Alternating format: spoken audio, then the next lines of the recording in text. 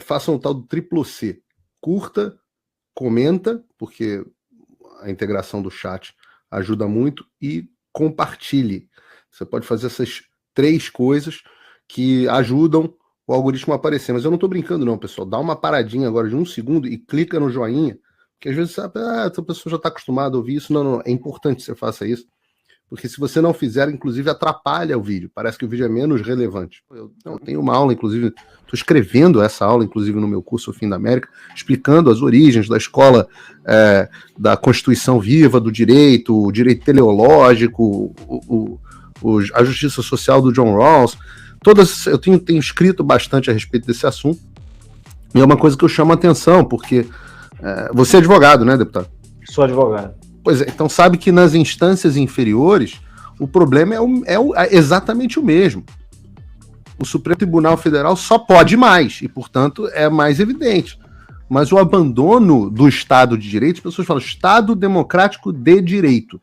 E eu sempre falo isso. Meu sonho é dizer isso no meu interrogatório da Polícia Federal, o dia que eles me mandaram. Eu falo, Estado Democrático de Direito. Tem que ter o direito. Se não seguir o direito... Tem que ter o império da lei. Exato, é o império da lei. Se não é o império da lei, é o império do Xandão. O Estado é democrático tem direito. Juiz, ou de qualquer outro juiz. Exato, porque o dilema do James Madison, né, chamado dilema madisoniano, era dizer o seguinte, olha, nós vamos construir um regime que proteja, né, que garanta a vontade da maioria, e esse é o aspecto democrático, mas que respeite os direitos da minoria. E esse é o de direito, é o rule of law.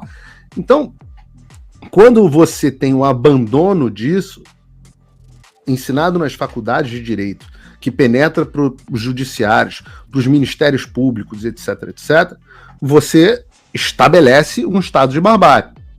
Eu acho que o brasileiro de direita faz parte do processo de amadurecimento. Assim como caiu na pilha do 8 de... Algumas pessoas caíram na pilha no 8 de janeiro, muita gente também caiu na pilha da Lava Jato. Eu vivo falando sobre isso. Eu vou te contar um episódio, posso, Paulo, sobre a Lava Jato? Antes de contar, eu só o Estado de Direito aqui, senão eu vou acabar esquecendo. Sabe qual foi o tema da minha monografia? Qual foi? O princípio de proibição de retrocesso social, cara.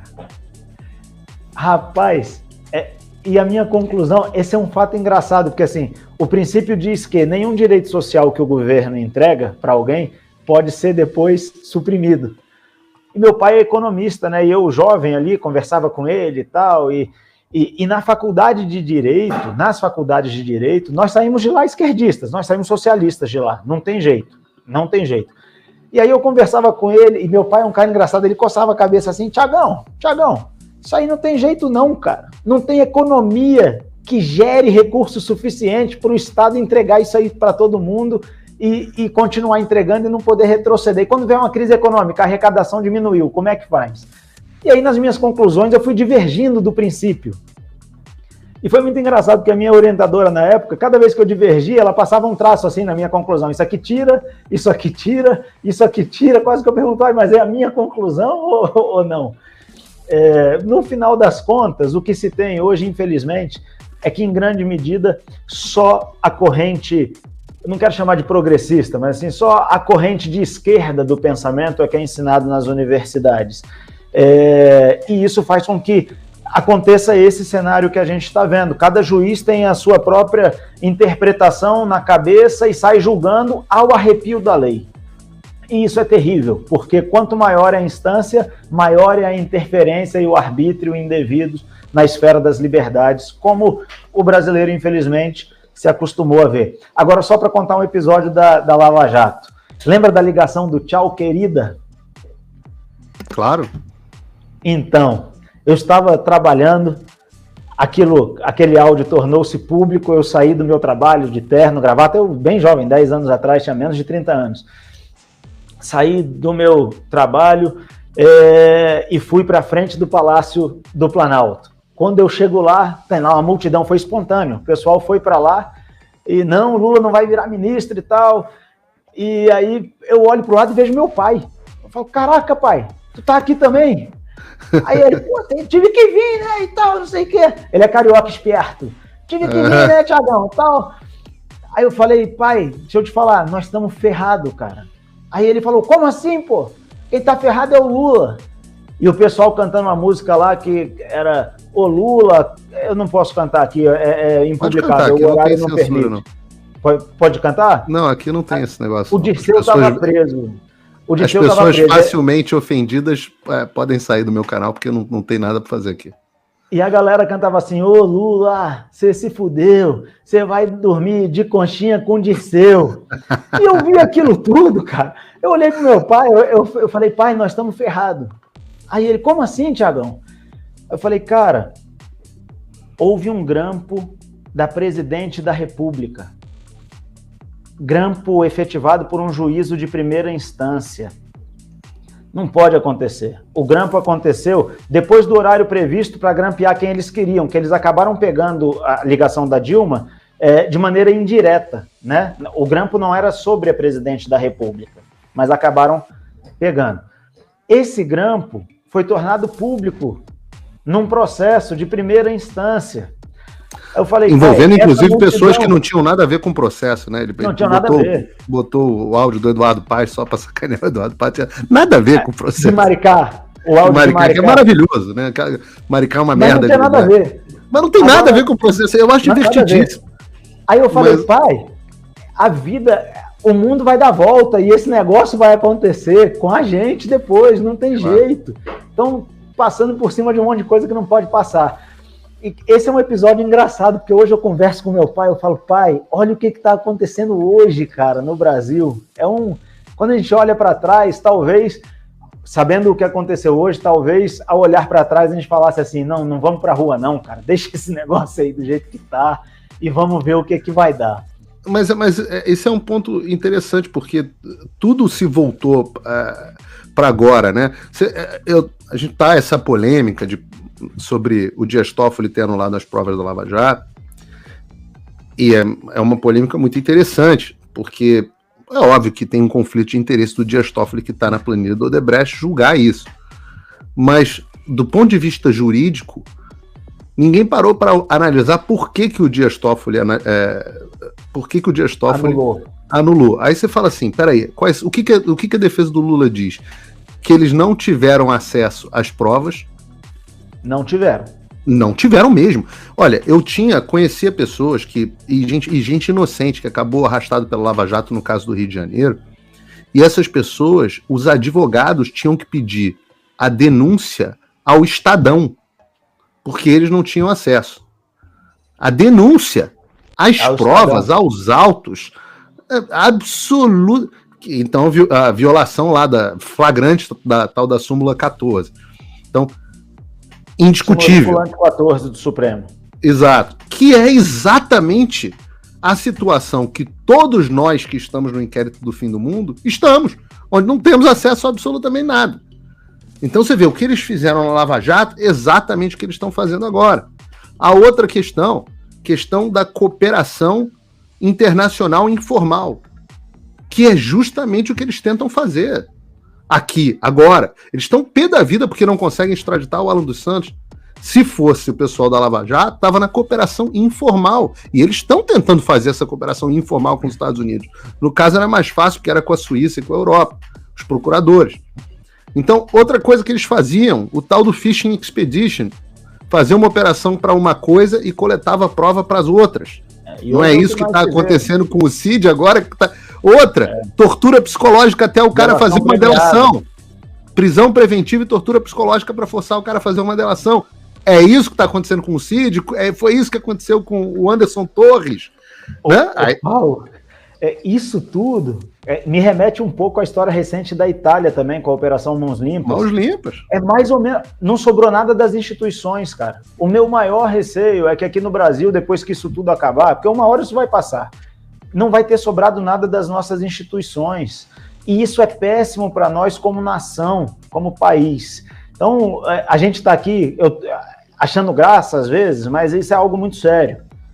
Isso tudo é muito sério e a quadra que a gente vive nesse momento aqui da nossa história é preocupante, cara. É preocupante, é alarmante. Eu espero que as coisas voltem ao normal, o Estado de Direito. Aliás, eu encontrei o ministro Marco Aurélio outro dia no almoço, e eu fiquei muito feliz, cara, que primeiro eu achei que ele não soubesse nem quem eu era. E aí ele me deu um abraço, deputado, parabéns e tal, pelo seu mandato, e aí falou assim, nós precisamos trabalhar pelo Estado de Direito, pelo império da lei. E aquilo ali eu falei, puxa, tem gente acompanhando e ainda tem gente que se anima a abraçar essas ideias que hoje parecem antigas, retrógradas, né, ultrapassadas, Estado de Direito, império da lei. Esse é o fundamento sobre o qual nós temos que reconstruir nossa nação. O ministro Marco Aurélio é um animal em extinção, né? Um homem absolutamente sensato. Ele sempre foi muito legalista. Ele tem até eu não me lembro, acho que foi o André do Rap que ele acabou soltando, e ele foi muito criticado. Eu acho que foi ele que acabou soltando o André do Rap. E, se eu não me engano, é esse o caso. Ele foi muito criticado. E quando você vai ler por que ele soltou o André do Rap, crucificaram a ele, mas esqueceram de crucificar o responsável no processo, que foi o Ministério Público, que não cumpriu os prazos. E aí o legalista vai lá e fala, olha, você não cumpriu os prazos. Aplicou a lei. E aí tem que soltar, desde o André do Rap até o maníaco do parque, porra, e a população não cobrou o Ministério Público, como eu entendo que não cobrou no caso da Lava Jato. Mas uma distinção importante de fazer é que nós estamos de acordo com a questão ideológica por trás do direito, o problema estruturante que você tem, que é a raiz mesmo dos problemas, mas as ideias precisam de um executor. E um líder, quem quer que seja. E nesse ponto, eu acho que as pessoas menosprezam o papel do Alexandre de Moraes. O Alexandre de Moraes foi até onde ninguém jamais ousou. Assim como o Sérgio Moro foi onde ninguém jamais ousou, o Alexandre foi onde ninguém jamais ousou. Teve alguém que escreveu sobre isso, Paulo. Eu não me lembro se foi o Guzo, que ele elogiou a coragem do ministro Alexandre. Mas tem que elogiar. Porque ele sentiu que não havia... Ele peitou todo mundo. Ele sentiu que não havia nenhum tipo de resistência. Ele peitou o Bolsonaro, sentiu que o Bolsonaro não tinha condições de enfrentá-lo, peitou as Forças Armadas, peitou a Câmara dos Deputados, peitou o Senado, violou e nunca imaginei, eu conheço poucas classes tão corporativistas como um deputado ou um senador. E, no entanto, ele foi lá e peitou todo mundo, peitou as redes sociais, e ele foi passando por cima, peitou os jornalistas, fechou veículo de imprensa, prendeu jornalista, perseguiu, etc. Ele peitou todo mundo. E eu digo que se não fosse o Alexandre, não há nenhum outro homem lá dentro com a coragem de fazer o que ele fez. Agora, eu acho que o Alexandre vai sofrer as consequências. Eu acho que tá ferrado. Eu acho que ele vai ser... Você acha que o sistema, de alguma maneira, vai reagir? O sistema vai sacrificá-lo. Porque é isso que o sistema faz. Ele bota esses caras de bucha de canhão, ele vai lá, faz, acontece, não sei o que, aí há uma pressão contra ele, e aí o sistema vai lá e fala assim, toma aqui a cabeça dele, fica tranquilo, e apazigua os ânimos. Né? Posso falar do judiciário de maneira genérica? Por favor, para você não ser preso. Jurisdição é dizer o direito, né?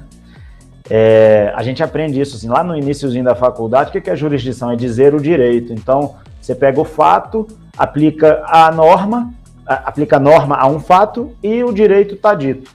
Hoje, o que menos se vê, e aí em todas as instâncias de julgamento, é o dizer o direito, né? E eu acho que é por isso que nós temos sofrido tanto e que há vozes se levantando para falar de império da lei. Imagina que em 2023, no mundo ocidental, nós precisamos de vozes que se levantem para falar sobre império da lei, sobre Estado de Direito.